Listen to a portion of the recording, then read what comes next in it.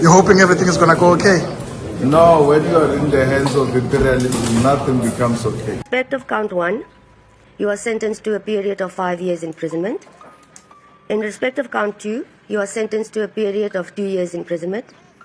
In respect of count 3, you are sentenced to 20,000 rand or to undergo 6 months imprisonment. In respect of count 4, you are sentenced to 20,000 rand or to undergo 6 months imprisonment. In respect of count 5, you are sentenced to pay a fine of 20,000 rand or to undergo 6 months imprisonment. In terms of section 280, subsection 2 of Act 51 of 1977, the court orders that the sentence imposed in respect of counts 2, 3, 4, and 5 run concurrent with the sentence imposed in respect of count 1. Welcome to South Africa Simplified. Today's story might seem like just another court case, but some people are already asking a much bigger question. Could this moment change the political future of South Africa? When Julius Malema was sentenced, reactions were immediate and divided. Some saw accountability. Others saw something else entirely. History has shown us that in some cases, legal battles don't end political careers, they can redefine them. So the real question is this the beginning of the end for Malema? Or the beginning of something much bigger? Let's break it down.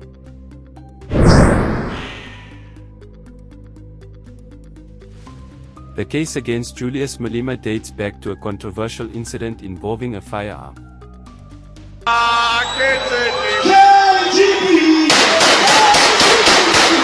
At a public event, Malema was seen discharging what appeared to be a rifle. Authorities later charged him under the Firearms Control Act, arguing that he handled and fired a weapon unlawfully. The case eventually went to court and the ruling led to a conviction. But here is where things start to get interesting.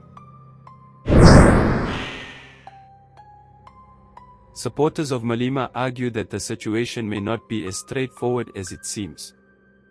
Some claim that the firearm used may not have been fully functional or that the context of the event was not properly considered. Others argue that similar incidents involving other individuals have not always led to the same legal consequences.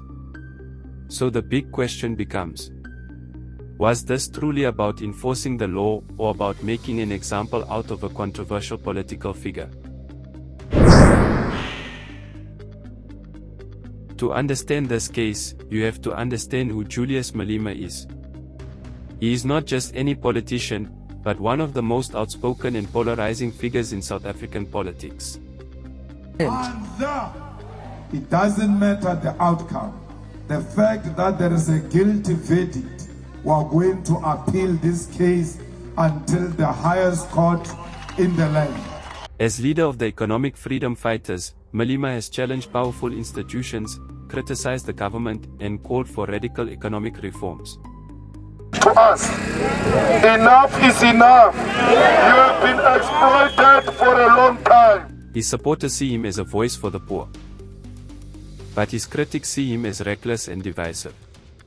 So when someone like Malema faces legal consequences, people naturally ask, is this justice or politics?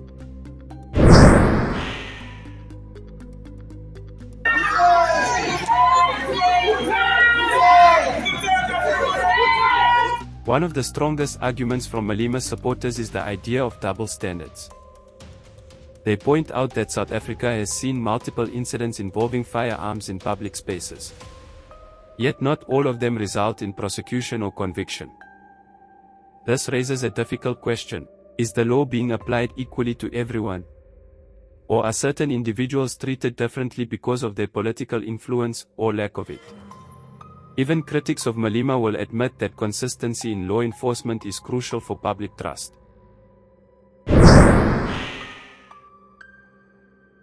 Interestingly, the sentencing may not have weakened Malema politically. In fact, for some of his supporters, it has strengthened his image. You may ask why.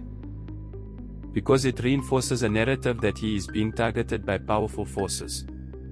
In politics, perception matters. And for many voters, This case is not just about a firearm, it is about power, control, and who gets to challenge the system. Now, to be fair, the legal system operates based on evidence and law, but not public opinion. The Firearms Control Act is clear about how weapons should be handled and who is allowed to use them. From a legal standpoint, the court found that the law had been broken. And in a constitutional democracy like South Africa, the courts are expected to apply the law equally. But the challenge is this: even when the law is applied correctly, people may still question whether it is applied fairly. This case highlights a deeper issue in South Africa, which is trust. Trust in the legal system, trust in political institutions, and trust that justice is truly blind. When high-profile figures are involved, every decision is scrutinized, and every outcome is debated. So, was this simply justice being served? Or could this moment have unintended consequences? Because history has shown us something interesting.